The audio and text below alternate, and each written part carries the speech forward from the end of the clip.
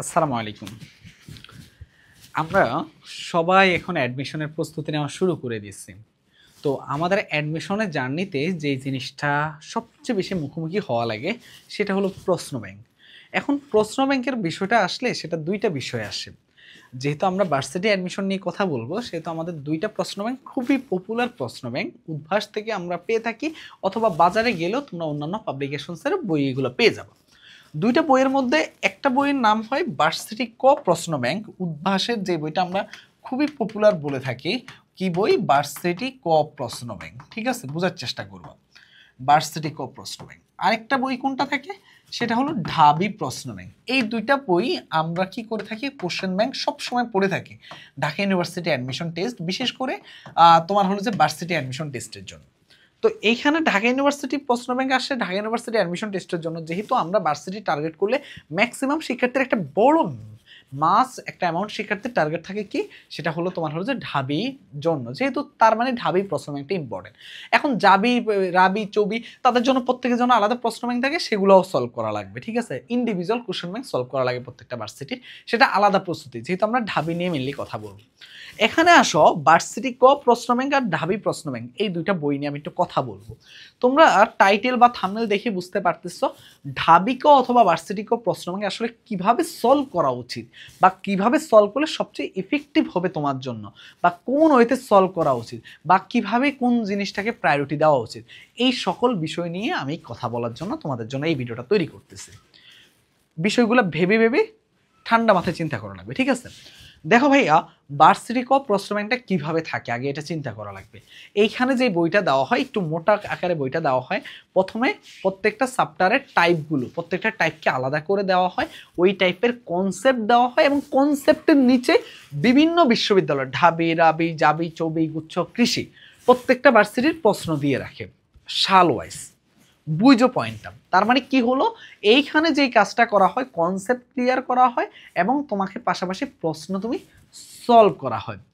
এখন যেই জিনিসটা হয় কি, তুমি এখন এই জিনিসটা না বুঝতে পারো না যে ভাইয়া কোন টাইপগুলো ইম্পর্টেন্ট থাকে, এটা তো আর ওরা বলে দেয় না। যে যেমন ধরো আমি ম্যাট্রিক্স নির্ণয়কে গেলে দেখবা যে বিপরীত ম্যাট্রিক্সটা খুবই ইম্পর্টেন্ট থাকে, তারপর ব্যতিক্রমী ম্যাট্রিক্সটা খুবই ইম্পর্টেন্ট থাকে, এগুলো তো পাশ দিয়ে লিখে থাকে না যে এটা খুবই ইম্পর্টেন্ট। এখন এটা কিভাবে বুঝবা? তুমি নিচের কোশ্চেনগুলোর দিকে তাকাবা।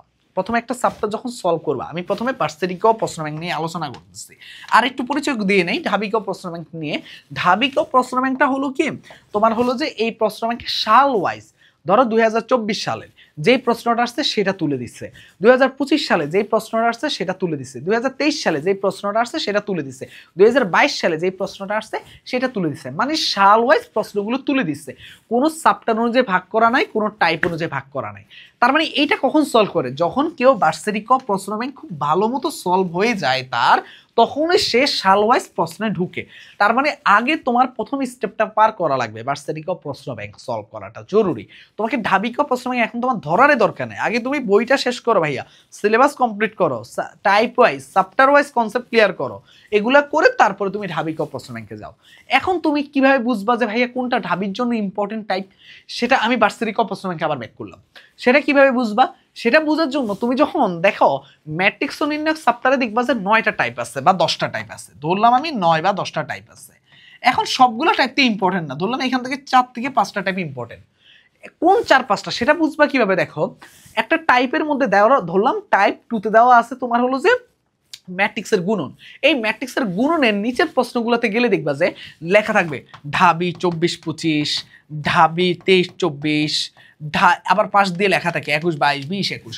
এই যে প্রশ্নগুলো দেখে, সালগুলো দেখে তোমাকে এইটা চিহ্নিত করা লাগবে এই টাইপ থেকে ঢাবিতে বেশি বেশি প্রশ্ন আসে। আবার আরেকটা টাইপে গেলে দেখবে কোনো প্রশ্নই নাই, তুমি যদি যাও ম্যাট্রিক্সের যোগ বিয়োগে যাও, কোনো প্রশ্নই ঢাবিতে আসে নাই। বিষয়টাকে ধরতে পারতেছো? তার মানে ওই টাইপটা ঢাবির জন্য ইম্পর্টেন্ট না। তোমাকে নিচের প্রশ্নগুলো দেখে এই জিনিসটা নিশ্চিত হওয়া লাগবে কোন টাইপটা ঢাবির জন্য ইম্পর্টেন্ট আর কোন টাইপটা ঢাবির জন্য ইম্পর্টেন্ট না। এই জিনিসটা তোমাকে সিলেক্ট করাটা সবচেয়ে বেশি জরুরি। ঠিক আছে, এখন এইটা করার পরে তুমি কি করবা? দেখো, তাহলে তোমার ওই টপিকগুলো তুমি যখন একটা চ্যাপ্টার শুরু করবে, শুরু করার আগে কোশ্চেন ব্যাংকটা তুমি কি করবা? একবার করে দেখবা, দেখে কোনগুলো ঢাবির জন্য ইম্পর্টেন্ট সেটার পাশে 3 স্টার দিয়ে নিবা, আগে দিয়ে নিবা সলভ করার আগে। তার মানে ওই টাইপগুলো আগে সলভ করবা ভাইয়া। ওই টাইপগুলো সলভ কিভাবে করবা, ওই টাইপগুলো কনসেপ্ট ক্লিয়ার করে বিগত বছরের সব প্রশ্ন যেগুলো নিচে দেওয়া আছে সেগুলো সলভ করবা।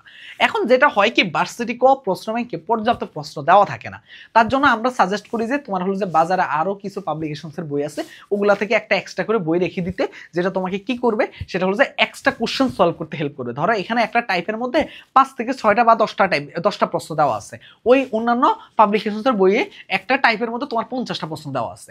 এখন তাহলে যেখানে প্র্যাকটিস বেশি করা যায় ওই বইগুলাতে, এখন কথা হলো যে ম্যাক্সিমাম শিক্ষার্থী এই বইটা শেষ করে না, তোমাকে আগে এই বইটা ভালো মতো শেষ করা লাগবে। যখন এই বইটা ভালো মতো শেষ করবে তারপর তুমি অন্য পাবলিকেশনসের বইয়ে যাও। কিন্তু আমি বলবো যে ভার্সিটি ক প্রশ্ন ব্যাংকের ইম্পর্টেন্ট টাইপ যেগুলো পাশে তুমি 3 স্টার দিছো, ওগুলো আগে একটা চ্যাপ্টারে প্রথমে শেষ করবা, তারপরে যেগুলো পাশে 3 স্টার দেওয়া সেগুলো পড়বা, সেগুলো কনসেপ্ট পড়ে ঢাবির প্রশ্নগুলো সলভ করবা, নিচের প্রশ্নগুলো না করলেও চলবে। বাট আমার কাছে মনে হয় যে তুমি ম্যাক্সিমাম প্রশ্ন সলভ করে ফেলো একটা চ্যাপ্টারের, আগে ইম্পর্টেন্ট টপিকগুলো তারপরে লেস ইম্পর্টেন্ট টপিকগুলো, এইভাবে তুমি সিরিয়াল বা ক্রমান্বয়ে সাজাতে পারো।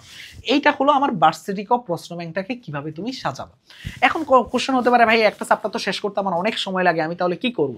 ওই যে রুলসটা একটা জায়গায়, সেটা হলো কি, সেটা হলো যে তুমি আগে ইম্পর্টেন্ট টপিকগুলো শেষ করে নিজেকে আগে রেস্টে নিয়ে যাবা। হ্যাঁ ঠিক আছে, আমার একটা চ্যাপ্টারে মোটামুটি ম্যাক্সিমাম জিনিস কমপ্লিট। ইম্পর্টেন্ট এই যে দেখো 10টা টাইপের মধ্যে যে 4-5টা টাইপ ইম্পর্টেন্ট, এখান থেকে তুমি দেখবা যে 90% 85% প্রশ্ন হয়, বাকি 10-15% বাকি 5টা টাইপ থেকে প্রশ্ন হবে। তার মানে তুমি যখন 90% কমপ্লিট, তার মানে কি অ্যাডমিশন টেস্টে 100% মার্ক পাওয়া লাগে না ভাইয়া। তবে এই 85 থেকে 90% তোমাকে এনশিওর করে তুমি টপও করতে পারো, টপ 10এও ঢুকে যেতে পারবা। তার মানে তোমাকে এই জিনিসটা এনশিওর করা লাগবে। এটা হলো ভার্সিটি ক প্রশ্ন ব্যাংকের বেসিক নিয়ম। এবার ঢাবি ক প্রশ্ন ব্যাংকে যাওয়ার আগে তোমাকে একটু ছোট্ট একটা অ্যানাউন্সমেন্ট দেই, যেহেতু আমরা তোমাদেরকে এইভাবে ধরে ধরে আমাদের ঢাবি প্লাস ভার্সিটি গুচ্ছ ব্যাচে তোমাদেরকে পড়াবো আমরা, এটা হলো আমাদের মেইন টার্গেট এই ব্যাচটাকে নিয়ে। এই ব্যাচটাতে আমরা ফিজিক্স কেমিস্ট্রি ম্যাথ বায়োলজি পড়াচ্ছি, এবং তোমরা জানো যে এই ব্যাচটার সবচেয়ে ইউনিক যে জিনিসটা হলো যে ফিজিক্স কেমিস্ট্রি ম্যাথ বায়োলজি সব জায়গায় পড়ানো হয়। আমি নেতৃত্ব দিব, আমার সাথে তোমরা আরো ভাইয়াদেরকে পাবা যারা বিভিন্ন বিশ্ববিদ্যালয়ে টপ করা ভাইয়া আপু। এবার আসো ভাইয়া, এখানের মধ্যে আমরা কি করব, লাইভ ক্লাস লেকচার শিট এগুলো সবাই রাখে, এগুলো নিয়ে কোনো প্যারা নাই, ডেইলি প্লাস সাপ্তাহিক এক্সাম নেব, কোনো সমস্যা। এই যে মেন্টরশিপ ভাইয়া, দেখো ভাইয়া অনলাইনে তোমরা যখন না ক্লাস করো, বা এই যে আমাদের এর সাথে অ্যাডমিশনের প্রস্তুতি না, অনেক শিক্ষার্থী আমাদের সাথে অলরেডি যুক্ত হয়ে গেছে আলহামদুলিল্লাহ। এই যে মেন্টরশিপ, এই যে এগুলোতে তোমরা অনেক বেশি শিক্ষার্থীর স্বতঃস্ফূর্ত আগ্রহ। কেন আগ্রহ আমি বলি, দেখো অন্যান্য যে প্ল্যাটফর্মগুলোতে অনেক শিক্ষার্থী ভর্তি হয়, তখন ওদের জন্য আলাদা গাইড করার মতো কোনো টিচার থাকে না। আমরা যে জিনিসটা নিশ্চিত করতেছি, তোমরা যারাই আমাদের কাছে ভর্তি হবা, তোমাদের জন্য মেন্টর আলাদা থাকবে। ওই মেন্টরদের সাথে তুমি যে কোনো টাইমে যোগাযোগ করতে পারবে। সেই মেন্টর হবে বিভিন্ন বিশ্ববিদ্যালয়ের টপ করা ভাইয়াপুরা, তারা এই জার্নিটা পার করে টপ করছে। তার মানে তারা তোমার অবস্থানটা ভালো মতো রিয়েলাইজ করতে পারবে যে না আসলে কি হবে। তার মানে কি, তার মানে তুমি এই জায়গা থেকে যেই কোনো টাইমে তোমার এই প্রবলেম হইতেছে, তোমার মেন্টালি সাপোর্ট দরকার, তুমি এই প্রবলেম ফেস করতেছো, তাহলে কার সাথে শেয়ার করবা? এই যে ভাইয়াপুদের সাথে তুমি ফোন দিয়ে শেয়ার করবা, ভাইয়াপুরা তোমাকে সলভ দিবে। এইটা হলো আমাদের এই মেন্টরশিপ, এটা সবচেয়ে ইউনিক আমাদের ফিচার।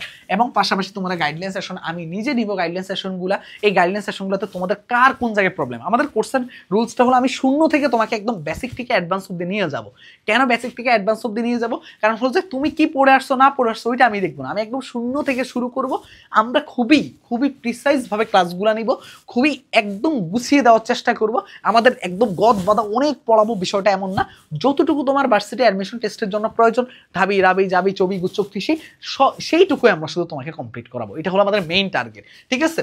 তার পাশাপাশি এইখানের মধ্যে যেটা হয় কি, তোমাদের অনেকের এই ক্লাসগুলোর পরে অনেক সময় গ্যাপ থাকে যে ভাই এই টপিকটা বুঝতে পারি না, ভাই এই টপিকটা, এই গ্যাপগুলোর জন্য আমরা গাইডলাইন সেশন নিব, তোমাদের মতামত নিব, ওগুলোর জন্য আমরা আলাদা করে সেশন রাখবো। তার পাশাপাশি ডাউট সলভিং ক্লাস, ধরো একটা ক্লাসের মধ্যে এই টপিকটা পড়াইছে কিন্তু তুমি কোশ্চেন ব্যাংকে গিয়ে সলভ করতে পারতেছো না, তোমার জন্য আলাদা একটা ডিসকাশন গ্রুপ থাকবে, সেখানে তুমি পোস্ট করে দিবা যে এই কোশ্চেনটা আমি সলভ করতে পারি না, ওখান থেকে তোমাকে সলভ দিবে। আর না হলে এই কোশ্চেনগুলোর উপর আলাদা ক্লাস নেওয়া হবে তোমাদের, সপ্তাহে বা 10 দিনের মধ্যে একটা করে ক্লাস থাকবে তোমাদের। এই যত ধরনের প্রবলেম তোমরা দেখাবা ফিজিক্স কেমিস্ট্রি ম্যাথ বায়োলজি একসাথে একটা ক্লাস নেওয়া হয়।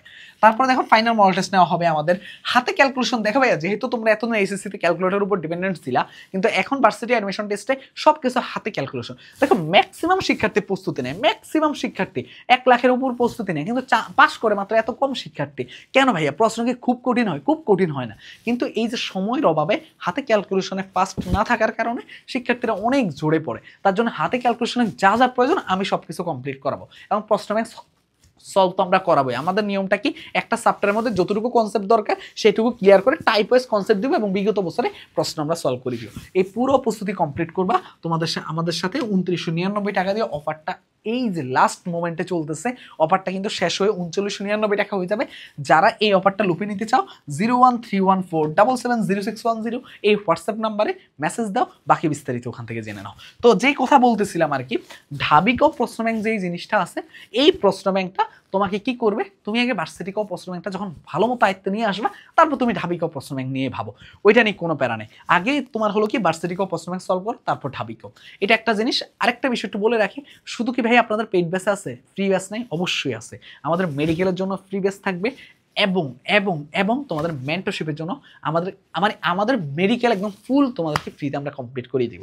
প্রথম কমেন্টে যাও, গ্রুপের লিঙ্ক দেওয়া আছে, গ্রুপে যুক্ত হয়ে যাও। মেডিকেলের জন্য আলাদা গ্রুপ তৈরি করা হচ্ছে, ওইখানে তোমাদের কার্যক্রম চলবে। আমাদের সাথেই থাকো, সাবস্ক্রাইব করতে ভুলবে না। আর অবশ্যই যারা কোর্সে অ্যাডমিট হবে তোমরা অবশ্যই দ্রুত যোগাযোগ করো, কারণ আমাদের ক্লাস কিন্তু 5 তারিখ বা 6 তারিখে শুরু হয়ে যাচ্ছে। অ্যানাউন্সমেন্ট কাল বা পরশু চলে আসবে। তো 01314770610 হোয়াটসঅ্যাপে মেসেজ দাও আর বাকি বিস্তারিত জানানো। আল্লাহ হাফেজ, আসসালামু আলাইকুম।